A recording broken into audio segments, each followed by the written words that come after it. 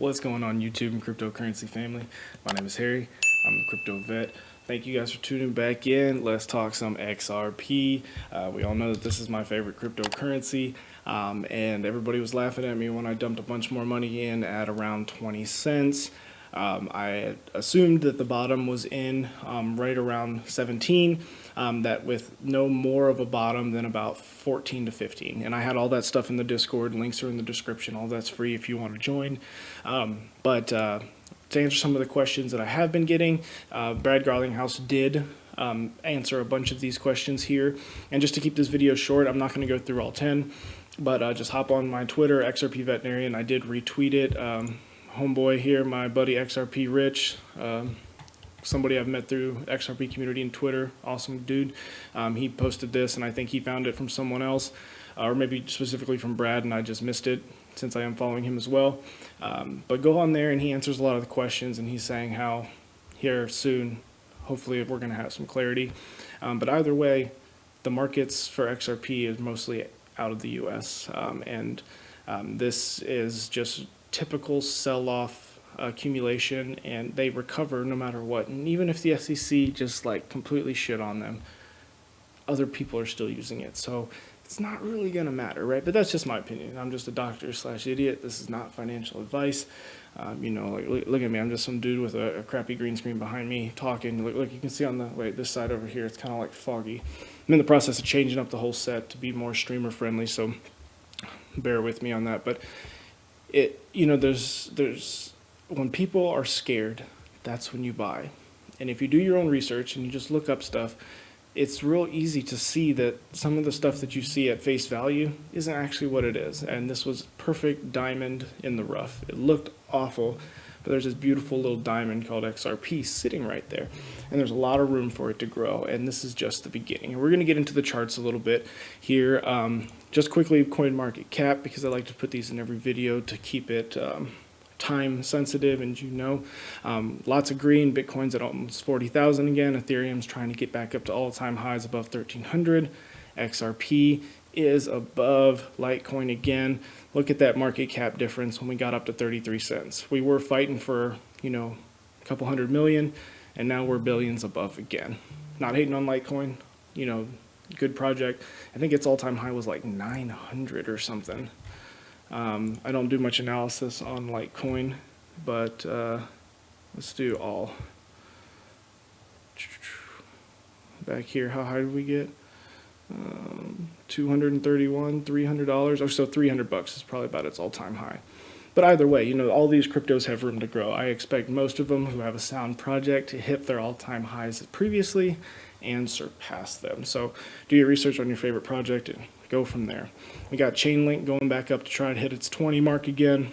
Stellar, our little brother here, XRP, well, became big brother, now little brother again, trading above 30 cents. But remember, they burned a lot of the supply, so supply goes down.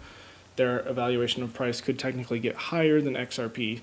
Now, I don't think that'll happen, but just with simple math, there's a chance that it would need to be valued higher than XRP due to the fact that the supply has decreased a lot. Cardano above 30 cents, love to see that. And then biggest gainers, look at this green here all the way down the board. And then as far as our biggest losers, like less than 15%, that's awesome. And these are just coins that pumped previously, having a slight correction. So if you're looking to buy now, buy from this list. Buy from the shit that's in the red right now. Because look, up 122%, up 30, up 40, up on the 7-day. But they're down today. This is the shit you buy. If you're looking to sell, this is the shit you sell some and take some profits, right? Yeah, that's just how I do it, and that's how I get to sit behind a desk and do nothing, play video games with my friends. But just a quick overlook, Bitcoin I do think can get up to 50,000, and I have a video that I'll put in the top here that I go over a little bit more about why I think it'll get there without having a correction just quite yet. And we also went over Tesla in that video just a tad to kind of give you a better picture of what's going on. But let's hit to XRP. This is my favorite cryptocurrency, and we're going to zoom out here. Let's go to the 4-hour. All right, so here on the 4-hour, we had our initial sell-off. Let me take one of these off to make it a little less cluttered.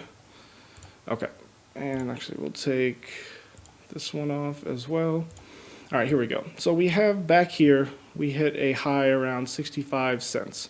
And we were forming a very, very good consolidation pattern here. And at this point, we could have come down anyway and set a low at around 42 cents and absolutely taken off because we were forming a little bit of a falling wedge pattern and typically continuation of what was seen before. It just takes time to accumulate and get everybody on the same page. Traders constantly making money up and down, right? Well, at this time we had bad news. We dropped. So in the Wyckoff accumulation, after this sell-off, we typically have a spring, we jump up, and then as we come down, we'll set our final wave, and we set a lower low. This lower low is typically the low of everything. There could be one slightly lower low, which would just mean that we were a little early in our calling of the Wyckoff accumulation, but if we were to just draw some horizontal lines here, we can see that right here we had support, and then it was also a little bit of resistance here. I'm going to draw another one right here, and then technically you would draw two more, one here and then one here. Oops. And all I'm doing is taking the highs, the lows, and in-betweens. All right, now if we zoom in on what we got here, we can see that we found 5 waves just kind of jumping our way down.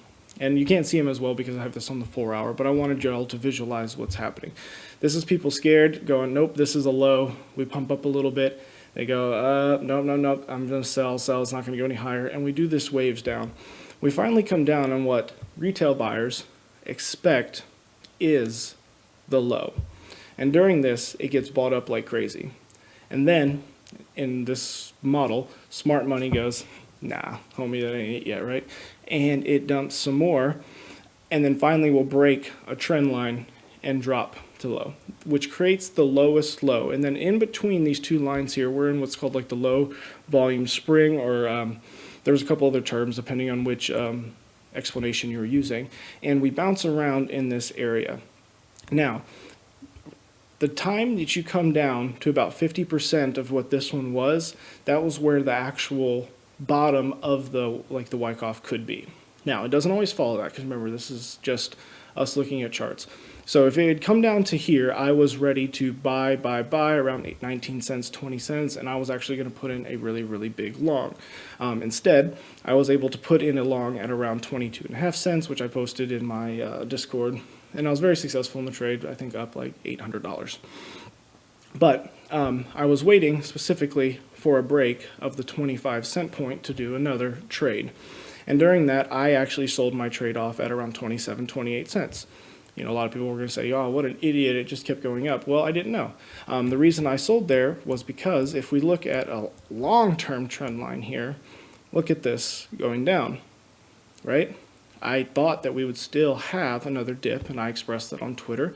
And as a trader, we're not always correct, you know, but the point is, you know, me and several other traders were expecting that this here was as low as we would go, and that if we did go lower, that next low would be it. That would be the one, right? So we watched this build up. So now where are we at now? We've sprung up, and then to finish the accumulation, we come back up to retest this line, this high here. When this high is broken, we typically make up the difference that was in the loss, right? So that would put us, you know, back up to 50+ cent XRP, which again, why I'm so bullish, because all of this FUD didn't scare the people with smart money. It's only scared people who saw that their bank account was a little lower than it was yesterday, right? So now where do we stand? We have this 4-hour trend line coming down. We were following this ascending channel. We found resistance right here. I drew this line as just a representation of where we're at now.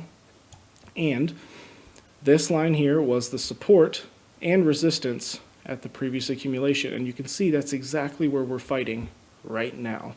So right now I'm currently not in any trades.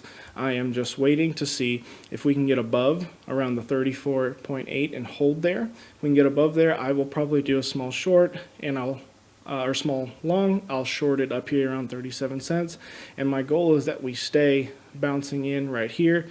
If we come up above this, still not sold yet, we gotta set a higher high. So we have to get above 38.63, somewhere in that range. But right now we're in a crucial point. Can Bitcoin still, or XRP still drop back down to confirm this trend line? You bet your ass it could, right? So this is why we're in such an indecision here, and you can see it with these candles. Now the most bullish part about this is we have an indecision candle right here, but look at how fast it was bought up. So right now we're going to trade and fight for this 32 to 30 cent point, which if we zoom really far out is actually above where our 31 cent resistance turn support back before the major rally is. So if we can close our daily above this and hold maybe another day, very, very bullish on XRP, and just like the rest of the markets, everything is going good.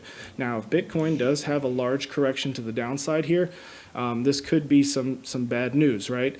Because the markets follow Bitcoin, we could see a big drop back down. But hopefully we get bought up in the mid-20s, mid to high 20s, and we confirm this downward trend line here and then recover back up.